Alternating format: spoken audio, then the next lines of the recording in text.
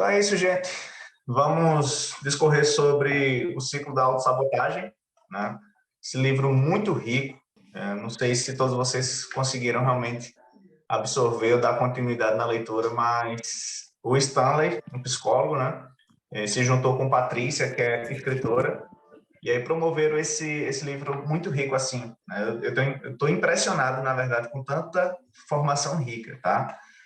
E aí a gente vai começar aqui no primeiro capítulo, e o título dele diz o seguinte: repetição de comportamentos de identificação primária. Dois pontos: conformidade versus autonomia. Então, vamos entender o que é que ele quer dizer nesse primeiro capítulo, tá? Eu vou, na íntegra, ler o primeiro parágrafo, porque vai dizer muita coisa, tá? Então, ele diz o seguinte: muitos de nós gostam de criar, experimentar, viajar, aprender, crescer, tornar-se alguém. Eu afirmo, esse sou eu, né? Não sei se algum de vocês se enquadra aqui no que ele diz, mas muitos de nós gostamos, eu gosto. Mas, ó, a condição, existem pessoas que, além de não conseguir enfrentar esses desafios e aventuras, são incapazes até de imaginar tal coisa. Olha o quão profundo ele fala isso, né? Vocês que estão me ouvindo aqui, talvez também, assim como eu, gostam de experimentar, de viajar, de aprender, de crescer, né? Mas ele diz que, para mim, na minha cabeça, todo mundo gosta, né? Mas ele afirma, existem pessoas que são incapazes até de imaginar essas situações. E a gente vai entender por quê. Para esses indivíduos, o que é que ele diz? Tanto na vida real quanto na íntima, não há espaço para mudança, para a inovação. Não há espaço sequer para a imaginação. É até difícil, duro pensar que existem pessoas assim, mas, diante de tantos exemplos, né, para vocês que leram, ele traz um conteúdo no começo explicando, depois traz exemplos de situações clínicas dele, né? E ele fala o seguinte: imagine você nessa situação. Se os pais são esbanjadores, comprando tudo que aparece na frente, a criança percebe que é desta maneira que as coisas devem ser. Ela não tem a mínima noção de que os pais podem estar à beira da falência financeira. E se os pais são alcoólatras, por exemplo, e a casa é uma bagunça, então essa criança que vive ali entende que pais são assim mesmo e que é desse modo que todos os lares são. E se os pais são cruéis e punitivos, então a mensagem é que a maneira de manter a disciplina e de frear os desejos perigosos e desregrados de alguém. O que é que ele quer dizer aqui? Nós hoje, Thomas, Priscila, Eliana, Cris, Adriane, Lúcia, todos nós aqui somos frutos das nossas experiências do nosso passado. E principalmente no ambiente chamado casa, né? Entre papai e mamãe, para quem teve os dois, ou um ou outro, né? Hoje eu entendo que, por exemplo, é muito comum a gente encontrar pais separados, e é muito comum ouvir isso mais de mulher: eu sou o pai e a mãe. Mas hoje eu entendo que realmente cada um tem uma função dentro do lar. Não tem não como a mãe ser pai. A figura paterna tem que existir. Mas, enfim. Então, nossas experiências do passado, se a gente, imagina assim, a gente nasce um papel branco, né? Com minha camisa branca. Beleza. Eu vou começar a criar minha história. E minha história é construída a partir das experiências que eu vivencio. E as primeiras experiências são com nossos pais. Então, se nossos pais agem de determinada maneira, eu vou crescer achando que aquela é a maneira correta. E aí eu vou crescendo com aquele conceito, né, com aquela programação na minha cabeça. E interessante que no decorrer do livro ele vai ensinar exatamente isso. Eu só vou perceber que existe alguma coisa diferente ou, entre aspas, estranha onde eu vivo quando eu começo a conviver com outros colegas. Quando eu vou para a escola, quando eu vou para a casa de outro colega e percebo, gente, lá em casa não funciona assim. Minha mãe não age comigo como a mãe da minha coleguinha. E a criança começa a perceber as diferenças. E aí é onde ele traz a questão da reflexão aqui, sobre o capítulo. A conformidade ou a autonomia.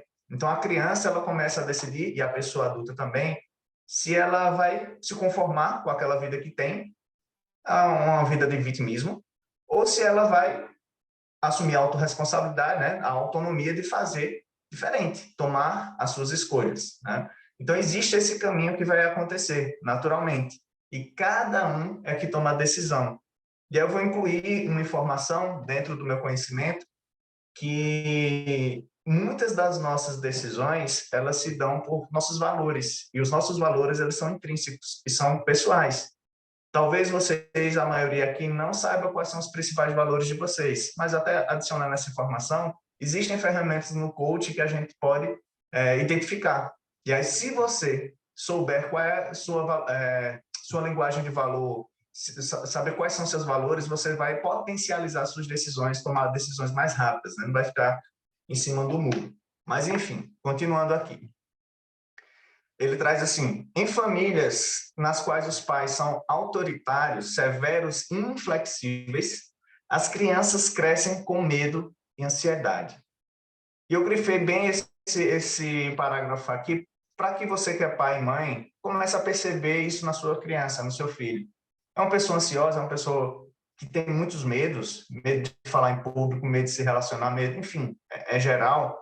Começa a perceber como é que você está agindo. E ele afirma aqui que, geralmente, né, são pais autoritários, severos e inflexíveis. Tem que ser daquele jeito, né?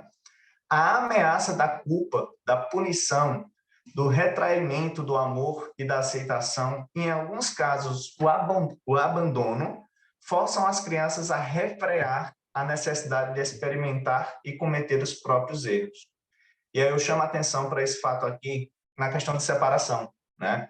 Se a criança sentir que o pai ou a mãe abandonou ela, ou foi por culpa dela, aí imagina o que é que não vai sendo construído numa criatura dessa. E aí cresce um adulto cheio de trauma, talvez não consiga se relacionar com ninguém, talvez não, e ele fala isso, né? A gente acaba se envolvendo com pessoas que é a cópia do meu pai ou da minha mãe, né? Mesmo na negatividade. Enfim, é um mar de coisas, é muito profundo, né? Então, dentro de todos nós, há uma criança que quer experimentar o novo e o diferente. Uma criança que tem uma curiosidade saudável pelo mundo que a cerca, que quer aprender e criar. Ou seja, em cada um de nós que estamos aqui, presente ao vivo, e você que está assistindo a gravação, todos nós temos uma criança escondida. Eu vi até uma imagem essa semana, não tem como compartilhar aqui agora, mas lá no grupo de leitura eu vou compartilhar. Eu botei lá no grupo do coach, né, do curso do coach. 2 adultos, né, isso é uma obra de arte, 2 adultos, acho que foi com ferro que fizeram, um de costas para o outro, sentado, nessa posição assim, né, meio posição fetal, e dentro 2 bonequinhos, crianças, de frente para o outro. Então é exatamente essa imagem, assim, os adultos eles se ferem, mas as crianças querem essa união, porque a criança é pura, né? Biblicamente falando também, está escrito lá, né? Que a gente deveria pensar como criança, ser como criança, e para quem conhece o Márcio Micheli, é algo que ele trabalha muito. Por quê? Quando a gente pensa como uma mente de uma criança, a gente tira nossas razões, nossos bloqueios, experiencia e vive o momento, né? Então, o primeiro capítulo é exatamente essa questão de você repetir comportamentos, seja na conformidade ou na autonomia. E aí cabe entender, né, até que ponto você se conhece, até que ponto você foi interferido negativamente no seu passado. E aí você vai fazer uma autorreflexão, de você entender, poxa, por que eu me conformo com tudo? Vamos entender lá no passado o que aconteceu para você aceitar esse padrão de conformismo? Enfim, então, essa explanação do primeiro capítulo aqui, bem resumidamente, claro. Tem N exemplos aqui que ele traz de casos, né, de pacientes dele. Não vou me adentrar aos exemplos, senão a gente vai levar um bom tempo, mas deixo como recomendação, né, de fato, que quem puder e quiser fazer a leitura do livro, eu assino embaixo. Vai ser um grande ganho para você, para sua família, na criação dos seus filhos, enfim, seu trabalho em relacionamento de forma geral. Então, o livro, perdão, ele traz muitos comportamentos aí que nos interferem, beleza? Na sequência aqui do capítulo 2, repetição no casamento. Então, eu vou deixar até um convite, né? Um convite e um desafio. Não é obrigatório, mas vou deixar esse desafio aqui. Cada um de vocês que receber esse livro, né, esse capítulo do livro, eu vou sugerir que vocês façam uma live sobre esse capítulo. Porque, por exemplo, comportamentos no casamento. Então, você pode falar o tema de uma live, por exemplo, ciclo da autossabotagem no casamento. Olha que conteúdo incrível que você pode trazer para as pessoas que são casadas. Aí, quem fez lá, na criação de filhos, ciclo da autossabotagem na criação de filhos. Então, cada capítulo tem um subtítulo, né? E acho que vai ser um conteúdo rico que vocês podem levar para mais e mais pessoas, tá bom? Então é isso. Capítulo 2, estamos aqui com a Eliana Valois, né? Adoro essa pronúncia francesa. Minha amiga, tá contigo. Boa noite. Boa noite. Quer dizer, você gosta... Está ouvindo? Estou ouvindo, pode seguir. Pois é. É porque agora que eu estou ligando o computador, que eu estava ainda fazendo os afazeres domésticos do jantar, eu nem jantei ainda, estou com fome. Tranquilo. Pois é. Então, o capítulo 2 realmente é muito rico. Quer dizer, como o total do livro todo, né? Ele fala do amor, e o amor sempre foi, será e vai ser, né, um sentimento, né, muito interior de cada um, né? Então, ele diz que todo mundo quer o amor, todo mundo precisa. Poemas épicos foram escritos sobre eles, né? Óperas grandiosas e melodias simples foram cantadas em seu nome. Indivíduos já mataram por causa do amor, né? Então, o amor ele é algo que ninguém pode viver sem ele. Mas exatamente o que seria exatamente essa coisa chamada amor? Quem pode realmente defini-la? É uma emoção ou um simples sentimento de abnegação e compromisso com o bem-estar do outro, não é? Então, o amor ele se confunde às vezes, né? O amor é traiçoeiro, o amor ele tem tanto sinônimo, né? O amor também é a maneira que você usa para satisfazer, às vezes até a si próprio, né? E nem tanto ao outro, né? Porque você se amar primeiro é muito importante, né? Se você não se ama, você vai amar o outro como, né? E eu achei muito interessante que quando ele fala que o sentimento da abnegação e compromisso com o bem-estar do outro, tal como uma experiência religiosa, ou é um tipo de loucura, né? Que é possível identificar a veracidade de certas expressões comumente usadas para descrever o amor. Estou loucamente apaixonado, né? Sou louco por ela, um ciúme doentio. Então, você vê que ele tem muitas nuances, né? Tem o amor. Agora, só que ele não falou aqui na paixão, né? Porque a paixão que eu acho assim, muito mais louca do que o amor, né? O amor é mais terno, né? O amor é uma coisa muito interessante, né? E outra coisa também que ele fala que eu achei muito interessante, que o que chamamos de amor, às vezes não tem nada a ver com amor. Às vezes o pessoal fala amor de uma maneira assim. Então, por exemplo, eu adoro chamar as pessoas que amigas, ô meu amor, não faça assim não, sabe? Mas é tipo assim, como é que eu posso falar? É o jargão, né, que você fala outro que não é nem seu amor, mas você fala, porque o amor é tão lindo, né? A pessoa se sente muito bem, né?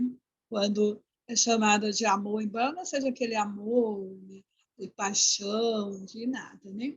E ele fala também aqui que quase sempre o amor nos casamentos, né, principalmente, é constituído de uma expectativa inconsciente de que o parceiro poderá suprir nossas necessidades não atendidas e até propiciar uma sensação de completude. E aí, quando você se depara que o amor não é realmente isso que você espera, né, você se decepciona, porque você coloca muita expectativa, né, de ter um amor e depois se acomoda ou então se desanima, não é? É muito, muito interessante. Aí eles falam também que é um chama de contrato não escrito, presente na maior parte dos casamentos, né? Essa percepção, motivação raramente é explícita, porque o indivíduo quase nunca tem consciência dela. Ele só está consciente do amor que sente por aquela pessoa, né? E, e também ele fala aqui, que eu achei muito interessante, que tem um tipo de relacionamento que ele se refere, por exemplo, fracasso em muitos casamentos, evidenciando pelos agitadores índices de divórcio, não é uma necessidade ou desejo consciente. Sem dúvida, o problema está nas expectativas inconscientes de um ou de ambos os parceiros, que são irreais e distorcidos. São estes, são estes os casais que estão condenados a engrossar a estatística de divórcio. Porque você vai na expectativa de que vai ser bom, e quando chegar na hora, não é bem isso que você imaginaria, né? E ele fala também que essa expressão, muitas vezes, que a gente, aqueles, né, que cresceram em lares desajustados e que buscam um parceiro que lhes ofereça estabilidade, né, que não conseguiram ter na família de origem. Então, você sempre busca, no casamento, satisfazer uma coisa que você não teve, né, você vivendo, né, com a sua família. E ele entende e quando o cônjuge revela-se incapaz de oferecer aquilo que desejam, eles se decepcionam. As pessoas procuram desesperadamente aquilo que não tiveram. Porque, então, tudo parece dar errado. Dá errado quando o indivíduo simplesmente perpetua as perdas, não é? Repetindo a tragédia do passado. E agora, a parte assustadora é verdadeira. Embora quase nunca seja perceptível à primeira vista, a repetição surge de forma de casar-se com a mãe hostil e exigente ou com o pai frio e insensível, né? Em alguns casos, se dá repetidamente. Por que alguém faria isso, né? Às vezes, quando você casa, o marido imagina uma mãe, Maria, a esposa como fosse uma mãe dócil, até que me chama até de mãe, né? Mãe, o marido chama, e a mulher chama ele de pai, né? Então, eles querem perpetuar umas coisas que eles não tiveram, né? No seu ambiente familiar, né? No meu caso, por exemplo, eu não tive esse pensamento, até porque eu não casei, nem casarei. É, não é porque eu não queria repetir o que eu via na minha família, pai e mãe, sabe? E olha, só eu que fiquei com isso. A minha irmã casou, meus irmãos casaram, mas eu não. Eu acho que eu absorvi muito aquele ambiente que eu não queria para mim. Então, muitas pessoas dizem que isso aí eu estava fugindo, que eu não queria enfrentar. Eu falei, mas por que eu vou sofrer, meu amigo? Eu estou aqui para viver feliz, viver bem, né? E você vê, mas Eliana, você pode ver que nem todos os homens são iguais. Eu falei, mas não tem, não tem nada escrito na testa, eu sou bom. E aí o tempo foi passando, e eu, sinceramente, como eu estou muito bem sim. E eu acho interessante também, onde ele mostra aqui um exemplo, né, porque eles são psicólogos, um é psicólogo e a autora, a outra, ela estudou literatura, ela é muito prendada. Então, alguns exemplos que ele dá aqui, onde ele mostra mais uma vez que tanto que o casal que ele está trabalhando com eles, todos eles tiveram problemas na família, não é? A, a Gillian, o nome dela é Gillian, né? Ela foi ao consultório desse psicólogo na busca de melhoria para o filho dela, que na realidade ele descobriu que o problema era ela, não era nem o filho dela, né? Aí dali, com o passar da psicanálise que ele faz, das sessões, ele descobre que o problema era dela, né? Que ela não era satisfeita, não se satisfazia, né, sexualmente, que embora é muito importante, né, no relacionamento a dois, né, a parte sexual, né, não pode nunca desvencilhar. Aí ele pergunta como é que era a vida sexual. Não é muito boa, não era aquilo que eu pensava. E, por sua vez, ele também chegou a conversar, fazer terapia em grupo, de casal, só que ele fazia com o outro, né? E também deu para ver que ele também foi uma pessoa, o marido, que não foi tratado bem, que o pai não tratou bem, né? Que nunca imaginou que ele pudesse ser alguém na vida. E aí, para você ver o quanto você é influenciado pela sua vida, né? Desde criança, adolescente, se os pais não fazem com que você se cresça, se fortalecido, que você pode conseguir o que você quiser sem depreciar, né? Aí a pessoa cresce uma pessoa mais madura, mais consciente do que quer, né? E eu só sei dizer que isso é muito complicado, né? Essa nossa vida. A gente é tipo aquela música, né? Que você repete, né, para os pais, né? Que nós somos, né? Que tudo é uma repetição, né? E aí eu acho muito interessante. Agora, só que não deu para chegar até o final, porque eu imprimi aquela cópia, ficou muito miudinha a letra. Não sei se é original a miudinha a letra, tá?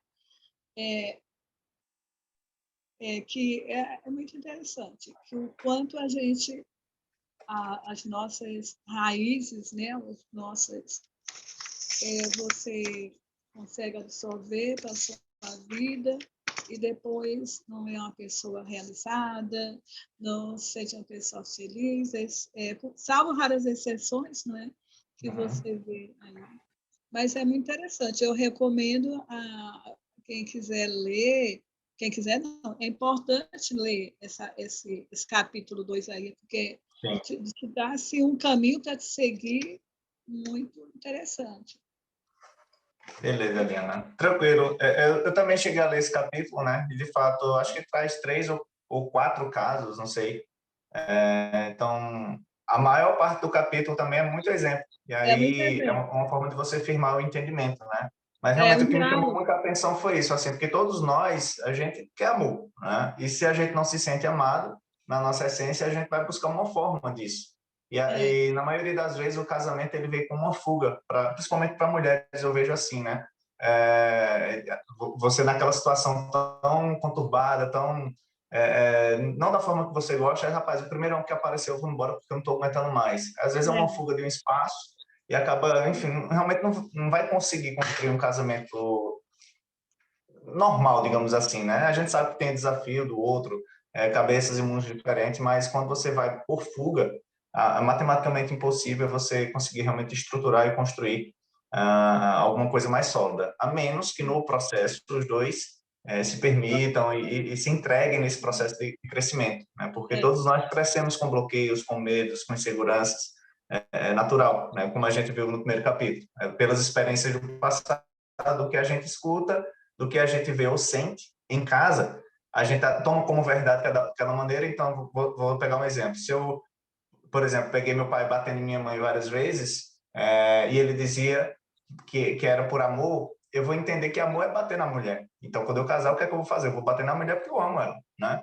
E acaba, é verdade para ele. E aí, enfim, todo esse processo de reconstrução na fase adulta é bem pior, né? Porque você veio de um papel em branco que foi construído linhas e agora não tem como desfazer, né? Então é bem desafiador esse processo. Mas tem algo a acrescentar ainda ou já finalizou? Para mim sabe tá. o que eu achei interessante também? Quando ela fala que ela não via no marido aquela pessoa que buscasse melhoras, não se acomodava muito no trabalho, e ela queria que ele vislumbrasse coisa melhor, né?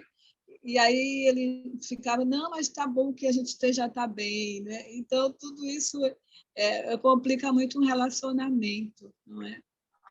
Exato. Então é isso. Então, seguindo aqui a sequência, né? Vamos falar de filhos agora, né? A repetição de comportamento na criação dos filhos. Entendemos o casal, vamos ver o filho agora. E é com Priscila Dantas. Está aí, amiguinha. Estou. Boa Está noite, contigo? gente. Eu conheço algumas pessoas que estão aqui, outras não. Prazer, Priscila, gente. Que livro, hein? Eu não consegui ler todo, só o meu capítulo, por conta da correria, fora que ainda inventei de começar uma nova leitura e estou terminando outra, que eu não sei onde é que eu armei essa ideia. Tudo bem. Gente, quando eu comecei a ler o iniciozinho do capítulo, já vai dando um choque. Eu sou mãe, então isso, tipo assim, vai aparecendo umas reflexões e você vai vendo algumas coisas. Repetição de comportamentos na criação dos filhos. O que é saudável, né, na criação dos filhos? O que é saudável? O que é bom para as crianças? E como é que a gente pode estar fazendo isso, né? Aí ele traz a reflexão de que o ambiente familiar influencia muito na criação, né, dos filhos. Se for um ambiente de harmonia, de empatia, vai trazer um tipo de criança, né? Um tipo de adulto futuramente. Se for um lar de desarmonia, de brigas, de intolerância, então já vai trazer outro tipo de adulto lá na frente, né? Essa criança vai passar por processos e a gente vai refletindo, ele vai falando, né, que se o pai e a mãe estimula essa criança a desenvolver o lado criativo dela, a se expressar, isso é bom. Mas também esse mesmo tipo de pai e de mãe, geralmente, ele tem um traço que não é legal, que é o traço de não pôr limites, de não trazer como é que eu posso dizer? De impor algumas regras, né? Que a gente tem que colocar para as crianças. Eu, pelo menos, como mãe, penso assim: você não pode dar total liberdade. É aquela liberdade com limites. E aí você acaba que você não põe limites e isso vai trazer alguns problemas. Já tem os pais que impõem limites demais, e aí também não é saudável, e não traz coisas legais também. Então, onde é que está esse meio termo? Só que também não é culpa dos pais. Eles dão o que eles receberam, né? O que ele fala, né? Que os pais estão dando o que eles receberam lá na família deles, né? Na família que eles foram criados. Então, cada criança vai desenvolver um perfil comportamental diferente. E aí ele traz alguns exemplos, né, de pacientes dele, um que tinha ótimas notas, e aí do nada começou a se envolver, ele apresentava oscilações, uma montanha russa, onde ele tinha notas boas, depois ele já tinha notas baixas, e já começava a se envolver com pessoas que não prestavam, com drogas, e aí do nada ele já voltava, e aí depois ele já começou a ficar só na parte ruim mesmo, e aí quando procuram a ajuda dele, sendo que essa criança já tinha passado por outros terapeutas, e ele foi forçado, né? Coagido pelos pais, né, a ir para a terapia. E ele disse que foi uma situação bem difícil. E aí você imagina o que é que essa criança não passava em casa. E aí ele foi vendo que tudo era fruto do relacionamento do filho com os pais. E aí é onde eu, pelo menos como mãe, me coloco na criação da minha filha. Como que eu tenho que me comportar? Quais coisas que eu preciso mudar da minha essência, de mim como pessoa que eu aprendi na minha infância, para não repetir esse padrão na minha filha, né? E aí ele chega também aqui e fala sobre a questão dos pais divorciados, né? Que que tem os pais que dão a liberdade, e aí tem os pais que precisam supervisionar, tem esses dois tipos, e nenhum desses cenários é certo ou errado, né? O que precisa saber é um equilíbrio ali, né? Que tem que ter. E aí ele fala dos exemplos dos pacientes, e aí ele vai e fala sobre a questão do divórcio, né? Filhos do divórcio. Eu acho que é isso. Espera, deixa eu só achar aqui. Filhos do divórcio, é isso mesmo. E aí, onde ele fala que essas crianças que são filhas de divórcio, né? Ou de... Porque tem lares que é só a mãe, que não foi fruto de um divórcio, aquela mãe foi só mãe solteira, ou dois pais, duas mães, e a gente sabe o quanto a figura materna e a figura paterna são importantes na nossa formação. E aí isso gera processos lá na frente que não vão ser legais, comportamentos que podem afetar a vida dessa criança.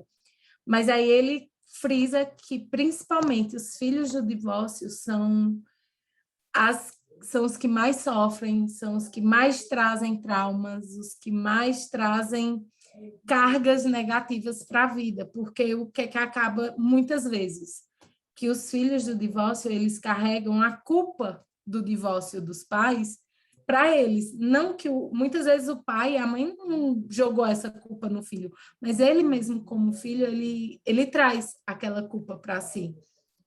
E muitas vezes também o pai ou a mãe, por comportamentos, por raiva, por que lá que seja do momento, acaba que deixa transparecer algo que a criança toma aquilo como culpa dela. E aí isso traz consequências muito ruins na vida. E aí, vamos dizer, o filho que é criado sem um pai, uma filha, ela vai carregar traumas para o resto da vida. E aí ela vai repetir lá no casamento dela, provavelmente algum padrão que faltou lá atrás, a falta, a questão que Thomas falou sobre a questão da falta, né? Algumas faltas na vida da gente, a gente tenta trazer para si como um meio de fuga ou preencher de uma forma que não é a melhor forma, né? Com excessos, traz vícios, traz várias coisas que não são legais. E aí é onde ele fala que não concorda. Ele até põe um exemplo lá onde ele teve uma questão tratou de uma criança que é fruto de um divórcio, e aí o pai era bem, assim, tinha um relacionamento difícil com a mãe, se separou, aí arrumou outra mulher e repetiu esse mesmo comportamento com a atual mulher, e o filho se sentia culpado por tudo aquilo. Então, assim, é onde traz toda a reflexão, né, de que a gente precisa refletir, pensar, mudar os comportamentos da gente enquanto a gente está tendo essa noção de que algumas coisas não são certas, que são erradas, e é mudar para os nossos filhos não serem adultos traumatizados, não serem adultos que vão tomar decisões erradas por conta de comportamentos errados nossos, né? Eu, pelo menos, estou me colocando como mãe. E, assim, eu creio que os outros capítulos sejam também, mas é isso. E vai virando um ciclo, né? Porque o que acontece na família aqui de origem vem para a família atual, aí a criança cresce e vai reproduzir todo esse comportamento lá na frente. É isso. Exatamente, pessoal, dando uma contribuição aí em relação à identidade, né? Quem sou eu? E aí, quando eu me faço essa pergunta, tem um autor, Augusto Cury, em determinado livro que eu li há muito tempo, vem na lembrança agora com sua fala, ele diz mais ou menos o seguinte, né? Que o meu eu, e vocês se vejam nessa informação, o meu eu, ele representa vários eus diferentes. Vou explicar. Uma parte de mim é minha mãe, é meu pai, minhas professoras, tios, ou seja, eu tirei um pouquinho do eu de várias pessoas para formar o eu, 100%. E aí, quando a gente entende esse processo, caramba, então, minha formação, eu, Thomas, eu, Priscila, eu, Lucas, cada um você faz essa reflexão. Eu sou 1%, vamos supor, passou 100 pessoas na sua vida. E 1% de cada uma dessas pessoas formou você. E aí, formou como? O que foi que você pegou? O melhor ou o pior dessa pessoa? Imagina se do 100% você pegou tudo de ruim de todo mundo. Caramba! Aí você vai ser uma criança marginal, né? Uma pessoa já, talvez que vá para as drogas, talvez que maltrate, que bata, que roube, enfim. Então, a construção do meu eu, assim, da identidade em si, o ambiente familiar conta muito. E eu estendo aqui até a informação não ver apenas aos filhos pequenos, né? Por exemplo, você falou do divórcio, pode acontecer em qualquer momento. Eu estou com 37 anos, posso ter 40, meus pais se divorciam. Então, sou filho ainda, apesar de adulto. Isso pode interferir? Pode também. Não tanto, talvez, quanto na fase infantil, né? Porque ali está na formação, talvez até os 14, 16 anos está na formação ainda de muita coisa, né? Mas depois que está formado, menos mal, mas mesmo assim afeta. E aí é onde é que está. Quais foram os ensinamentos, os aprendizados que eu tive lá no passado? E aí tudo isso aí vai interferir, como você bem falou, Pri, nas famílias futuras. E aí hoje a gente é privilegiado em poder ser a pessoa de dar o ponto final, de entender, caramba, eu sou falho, eu sou humano, mas diante de um livro desse, diante de um grupo como esse, eu vou buscar experiências novas que me engrandeçam, eu vou passar para a minha filha da melhor maneira possível, né? Claro, não vai poder evitar todos os problemas e tudo, ela precisa viver as dores e faz parte do aprendizado, mas a gente pode reduzir um pouco esse impacto daqui para frente para que ela seja uma pessoa, né, um futuro melhor, diferentemente de muitas pessoas que não têm acesso à informação como a gente está tendo aqui, né? Então é isso. Faltam 15 minutos para as 9. Tem alguém do capítulo 4? Salvamento e penitência seria Valesca. Valesca está aqui? Não sei se Valesca está aqui. Acho que não, né? E vamos para o quinto. De toda maneira, não é um livro, pelo que eu estou percebendo, não é um livro de continuidade, né? Por isso que eu até falei e incentivei vocês a fazer uma live sobre o capítulo de vocês, velho. Então, é muito poderoso. E abrindo até um parênteses aqui, Pri, quando eu vi que teu nome estava difícil, eita, caiu certinho para Priscila. Nesse processo de mãe, quando eu vi que tinha divórcio lá, eu digo, eita, caramba, tá no processo também. Então, para você ver, não foi intencional, né? Aconteceu, foi aleatório e saiu aí. Mas, enfim. Cris está aqui, né? Cris está. Cris, Mas pode eu pegar. achei que foi intencional, viu? Foi não, de maneira nenhuma. E Cris me falou, não sei se foi hoje ou foi ontem, que foi perfeito para ela esse capítulo. Então, ela vai dar continuidade aí. Pode ser, Cris? Boa noite, pode sim. Eu fiz bem resumo, Pode ser. assim, porque como eu vi que era bastante o livro, senão a gente ia se estender bastante. Mas o meu vem muito do que a Pri fala, sabe? Porque ali ela vem da infância do que pode refletir. E o meu é a repetição de comportamentos no trabalho, que é o que a gente vive e acaba transformando na nossa vida adulta, porém no trabalho, né? Então aqui ele começa a dizer que ele já começa a indicar assim: o que você quer ser quando crescer?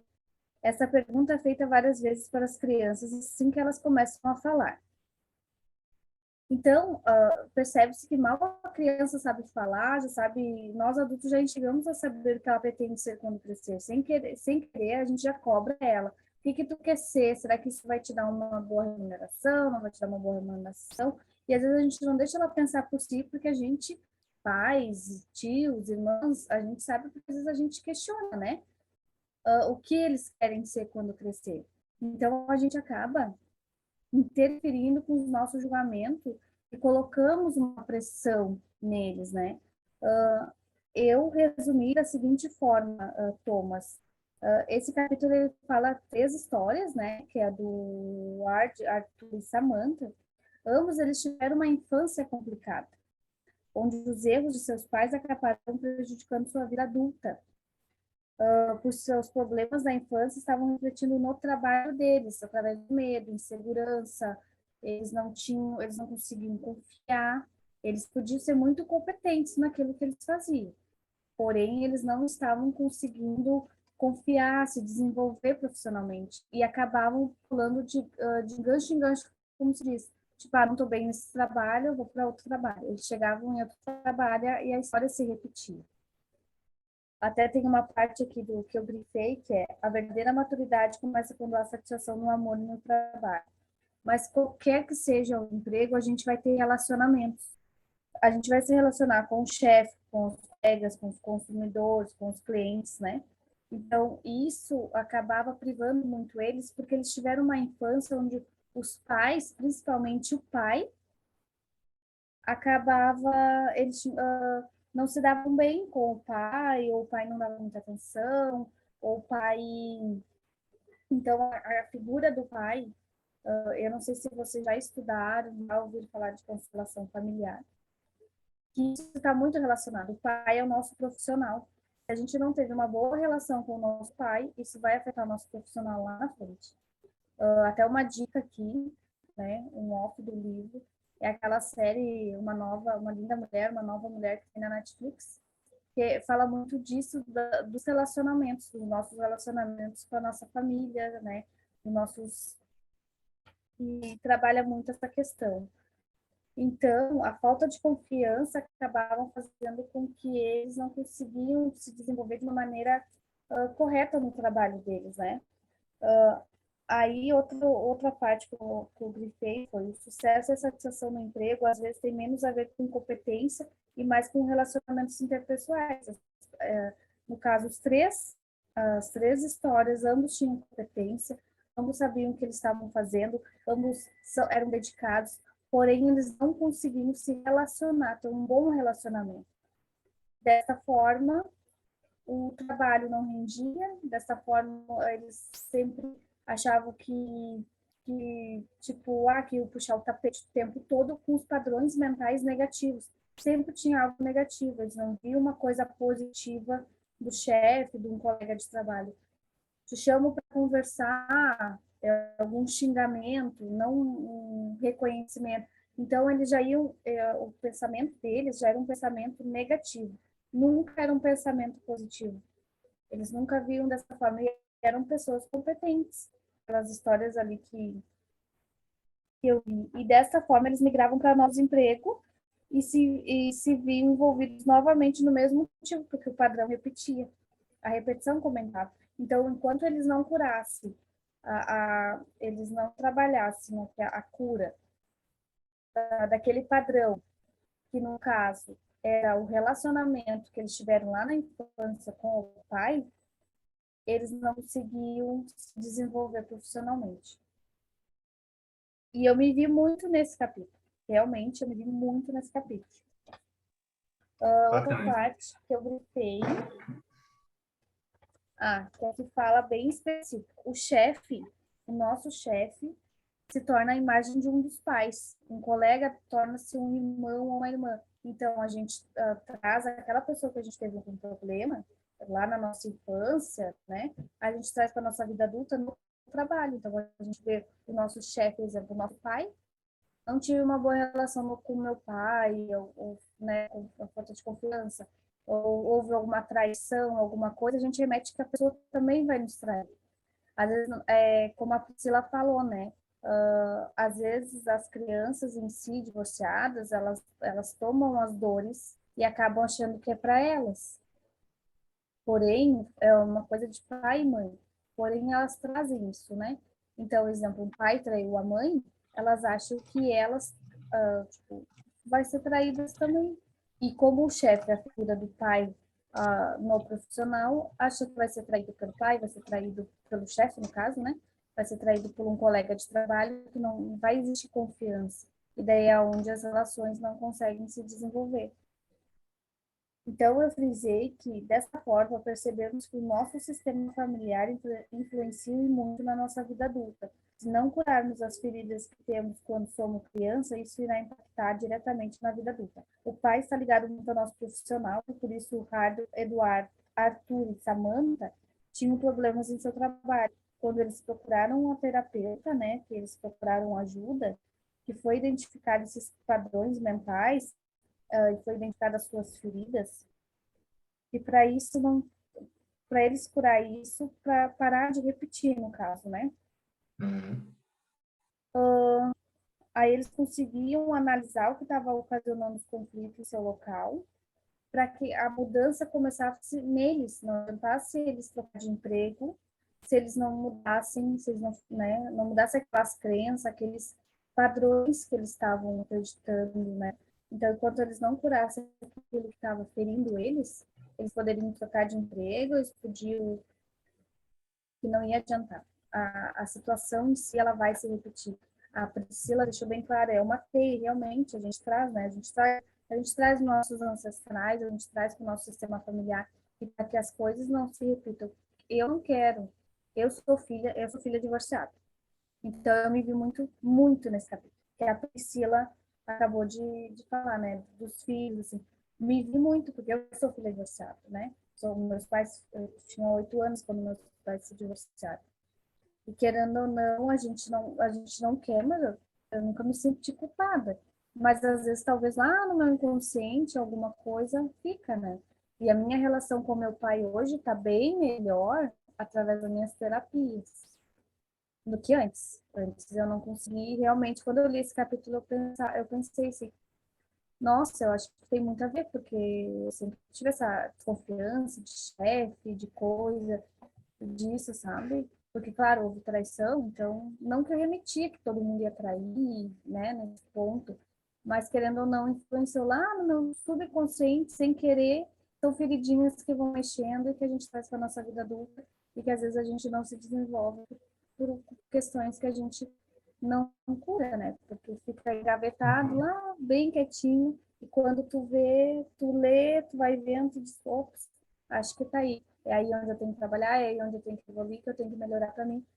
Se eu trocar de emprego, se eu ver de uma outra forma o meu chefe, os meus colegas de trabalho, né? Para que esse padrão não se repita mais vezes, né? Então, eu achei Sim. bem impactante esse capítulo. Eu pensei, nossa, o Thomas mandou para mim porque ele sabe ele deve ter escolhido a dedo para mim. Não mesmo. Então, Foi aleatório. é, eu Juro. deixo. Pois é, mas foi muito. O livro em si, né? Essa parte da Pri falando dos filhos, é uma Uhum. teia, né? Ele vem se. Ele pode não estar. Inconscientemente, ele está interligado com os outros setores. A criança, ela vem para a vida adulta, vai influenciar nos relacionamentos amorosos, vai influenciar no nosso relacionamento, no nosso trabalho, com os nossos amigos, no nosso casamento. Então, para que as Perfeito. coisas não se repitam, a gente tem que quebrar esses padrões e faça uma constelação familiar, que olha, é incrível. Maravilha, Cris. Assim, Obrigada. dando uma contribuição também, de fato, assim, acho que todo mundo concorda aqui que o novo, ele assusta, né?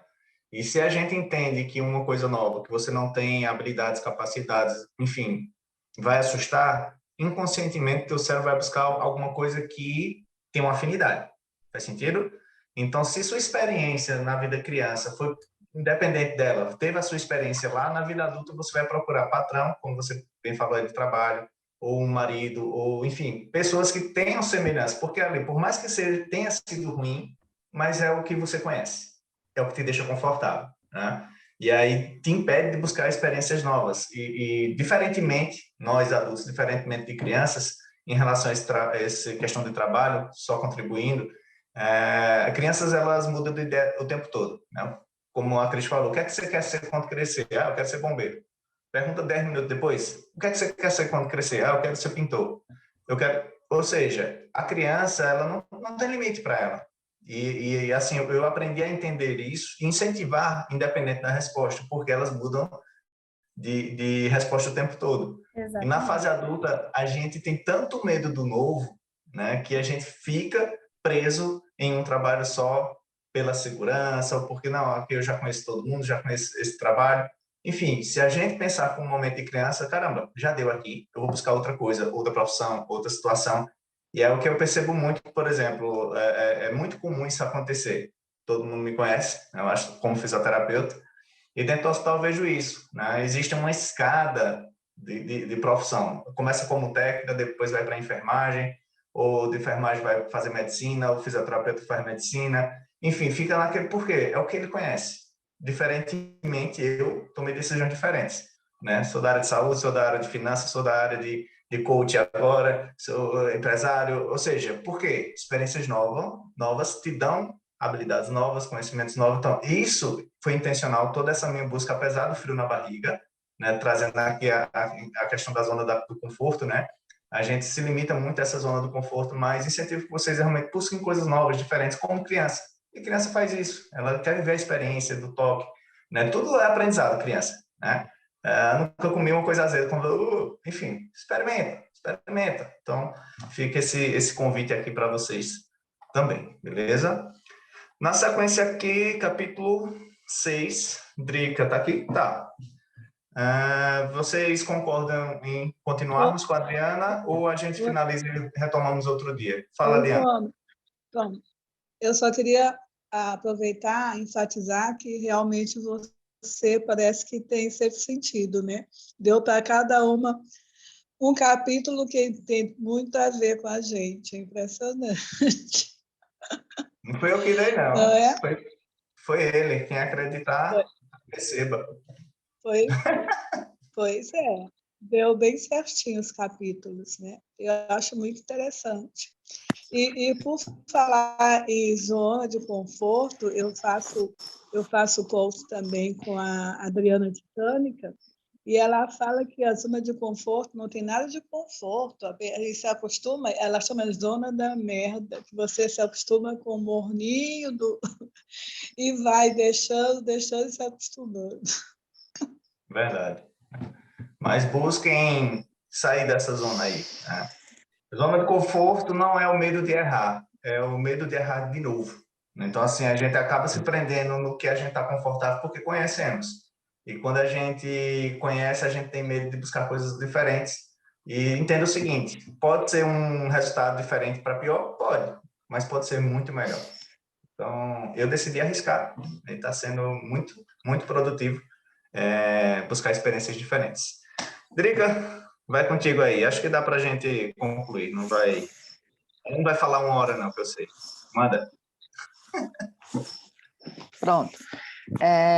Como todos estão falando aí, eu acho que realmente, como ele disse, receba, eu estou recebendo, porque essa semana foi justamente o que eu estava trabalhando com os alunos, foi a dependência química.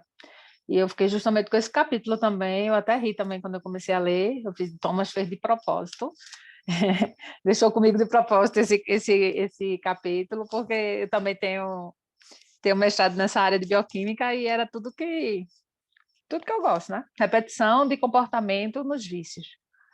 Foi o meu capítulo. Ele dá alguns exemplos, né? E aí eu lendo, me lembrei até de algumas coisas que eu acho que a Priscila vai até saber quem é, mas eu não vou dizer, né? Ele fala o seguinte, em contraste, né, com... Vamos lá, deixa eu ver o que eu anotei aqui, algumas coisas. O abuso de substância química, ela traz danos ao usuário, a familiares e amigos, né?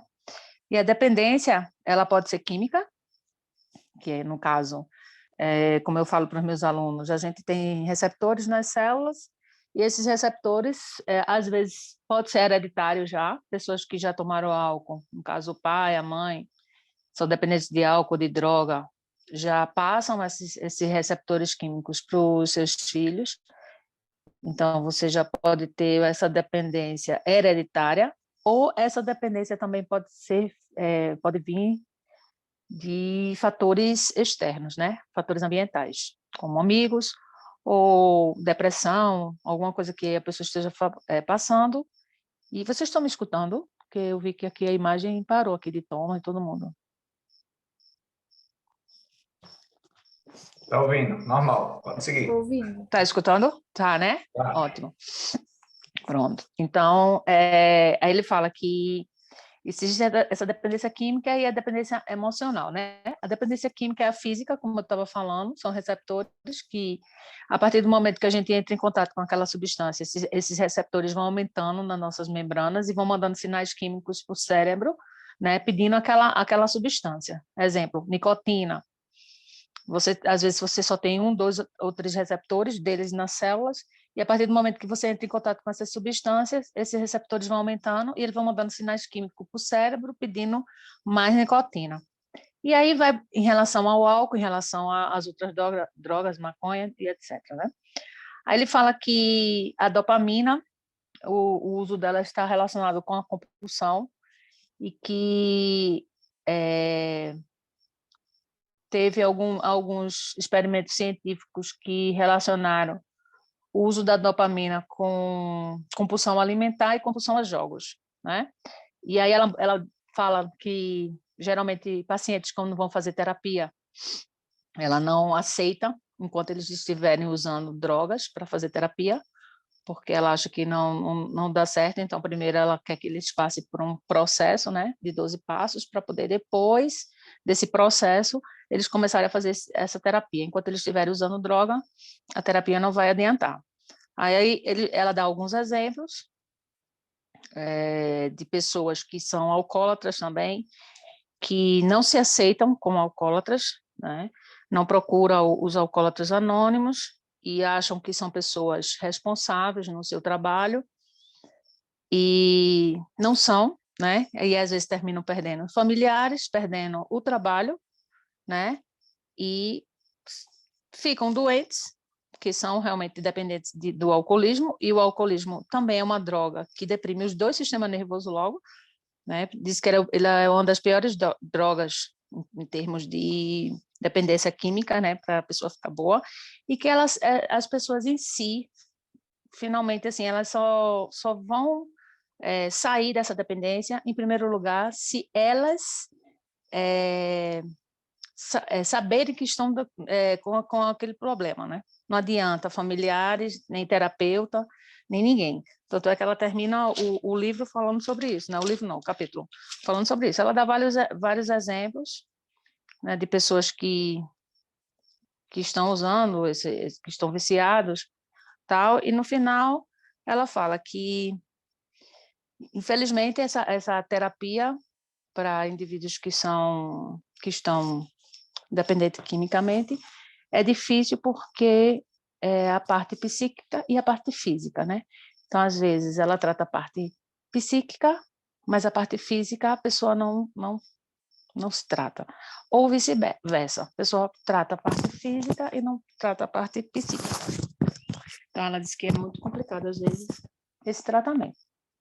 Aí ela fala de compulsão, a compulsão por jogos, compulsão por sexo, pessoas obesas também, que têm os transtornos alimentares, né? E aí, como eu disse no início do Rodrigo, espera um pouquinho aí que tá travando.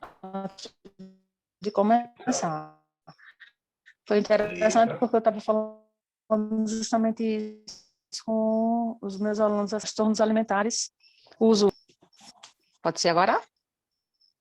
Vai. Tu começou a travar na hora que você falou Posso falar? da compulsão por alimento, obesidade, aí começou a travar tudo. Então, porque nesse capítulo ela fala sobre a dependência compulsiva de tudo, né? A dependência compulsiva por jogos, tem pessoas que têm dependência compulsiva por jogos, por sexo, né? Ficam direto vendo vídeos pornôs e terminam colocando, às vezes, o casamento e os familiares. Aí em cada dependência dessa, ela dá um exemplozinho de uma história, entendeu? Aí ela fala que um médico, que ele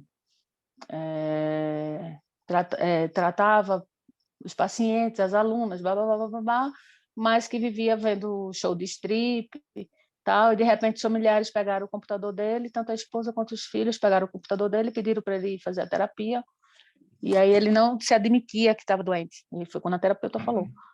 Primeiro, a pessoa quando está com esse problema, pode ser relacionado ao que for, a droga, ao álcool, a jogo, a sexo. Ele primeiro tem que se admitir que é uma pessoa doente e procurar ajuda, porque senão fica só o transtorno físico e ela não consegue curar o transtorno psicológico, ou vice-versa, tem um transtorno psicológico e não consegue curar o físico. entendeu? Ele tem que primeiro se entender. E aí pronto, praticamente o capítulo é isso. Ela falando sobre esses transtornos e que a dependência precisa realmente o paciente se aceitar primeiro, tá? Para poder se curar.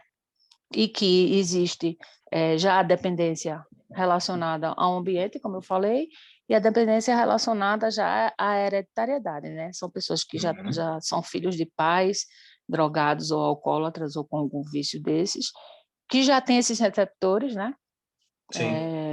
Nas células, e só você alimenta, só faz alimentar eles, aí pronto, aí já tem aquela dependência. Tem pessoas que não têm, então às vezes entra em contato e não consegue ficar dependente, não ficam dependentes, e outros que entram em contato pela primeira vez e já ficam dependentes, porque já tem aquela tendência, tanto externa quanto interna, entendeu?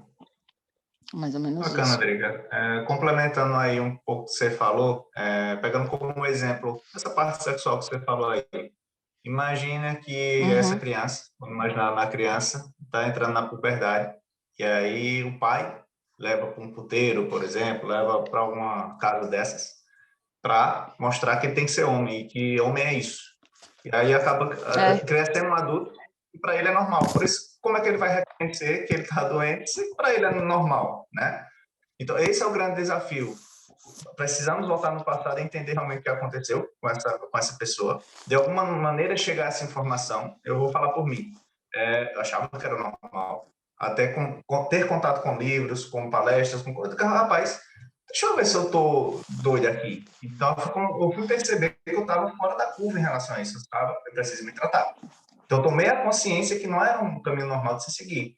Então, para nós que estamos aqui, de fato, não tem como não a gente puxar no braço e vai. A pulso realmente não vai. Mas talvez através de uma mensagem, de um vídeo, de um áudio, que o cara escute, comigo foi assim, eu ouvi, e gerou aquela reflexão, será? E aí eu fui buscar. E a partir daí eu fui me autotratar, não precisei de terapia nem nada. Mas aí eu fui buscando um caminho, né? Imagino também que com as drogas da mesma maneira, né?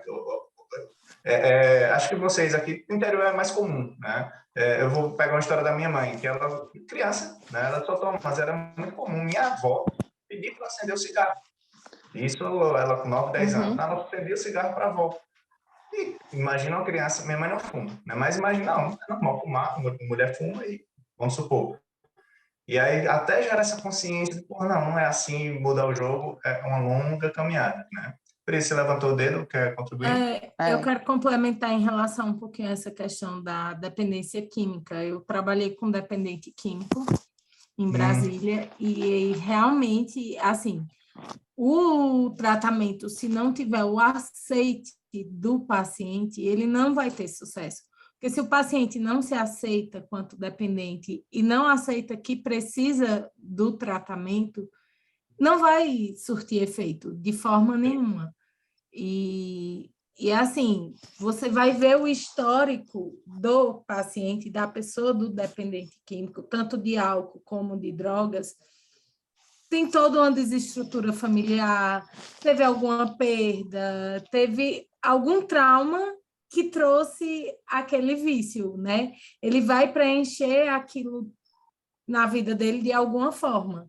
E aí, muitas vezes, vai diminuir uma dor, alguma questão não resolvida nele, ele tenta tratar com esse vício. Ele procura o refúgio, essa fuga, né? Que na realidade é uma fuga. E o tratamento ele só surte esse efeito realmente se tiver esse aceite. E Adriano falou que a questão do paciente dependente de álcool é muito mais grave, porque deprime tanto o sistema nervoso central como o outro, e realmente é tanto que a parte de... Quando eles ficam sem o álcool, né? É muito difícil esse iniciozinho, é muito mais difícil para o paciente do alcoolismo do que o de droga. O de droga, ele vai alucinar ali, tudo bem, ok, mas o de álcool é muito mais difícil. A abstinência é bem complicada, né? A abstinência do álcool é complicada. É porque, assim, a gente já viu, eu acho que todo mundo já viu esse exemplo, eu sempre gosto desse exemplo, né? Imagina um gramado todo verdinho, e aí você começa a caminhar sempre pela mesma rota. De repente, com alguns meses, aquela grama virou terra. Por de tanto você passar, criou o caminho. Mas aí o que é que acontece, né? Esse hábito gerou esse hábito e para você é normal ir por ali. Então vamos entender que todos os vícios, né? Você criou esse caminho, tá na programação neural. E aí como é que eu faço a reprogramação? Ressignifico, vamos falar assim, buscando uma nova rota. E aí se você buscar um novo caminho, começar a caminhar por ali, vai abrir outro caminho. E aquele que já tinha aberto, ele vai te fechar. Então o processo não é do nada também que acontece. Ressignifiquei, estou curado, nunca vou voltar. Não. Precisa de repetição para que aconteça a memorização, né? A evolução, o tratamento do processo na nossa mente, né?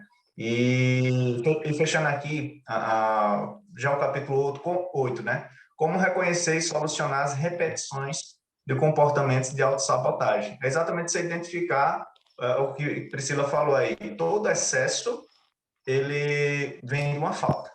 E é uma coisa que eu aprendi com o Márcio foi exatamente isso. A gente não deve não focar no excesso. Ele está bebendo muito, está farrando muito, está sei o que. Não.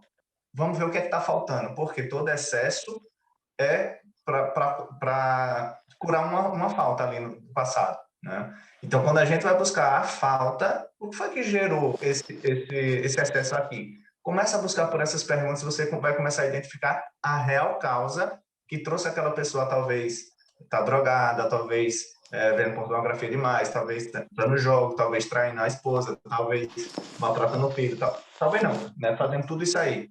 É a falta de alguma coisa do passado.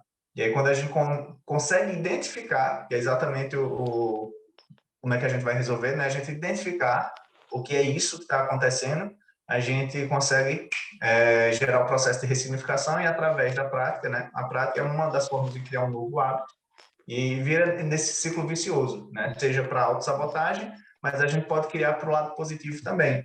E aí, adicionando uma informação importante, né? Nossos pensamentos, sentimentos, acho que vocês já viram esse gráfico e muitos livros de desenvolvimento humano, de autoajuda, eles falam isso, né? Pensamentos geram ações, ações geram resultados, enfim, tem alguma coisa nesse ciclo aqui. Mas onde é que eu quero chegar? Como é que eu vou mudar esse ciclo? Através da informação, a fonte. Quem é que está sendo a fonte que está gerando todo esse resultado em você?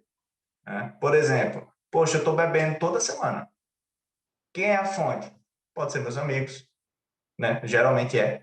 Ou o ambiente que eu estou frequentando, então acabo bebendo, né? Se você andar com pessoas que vão à igreja, você acaba indo para a igreja em algum momento. Se você está com pessoas que leem livros, daqui a pouco você começa a ler livros, né? Priscila falou ali que está lendo 2 ou 3, não sei. Eu não lia livro. Também, às vezes, eu leio 3 livros simultaneamente, né? Porque eu criei um hábito. Você aquele um novo caminho, né? Então, o hábito ele precisa dessa repetição. Só que a gente precisa decidir mudar a informação. Faz 6 anos que eu não vejo TV. Então, o que é que acarretou para mim? Eu não vejo sobre violência, eu não vejo sobre morte, eu não vejo sobre roubo, eu não escuto nada disso. Para mim, não está acontecendo nada, né? E é tão libertador quando isso acontece. Né? E quando eu chego num grupo de pessoas que estão falando sobre isso, eu, caramba, aqui não é ambiente para mim. Então, eu decido o ambiente, as pessoas, a minha fonte, né?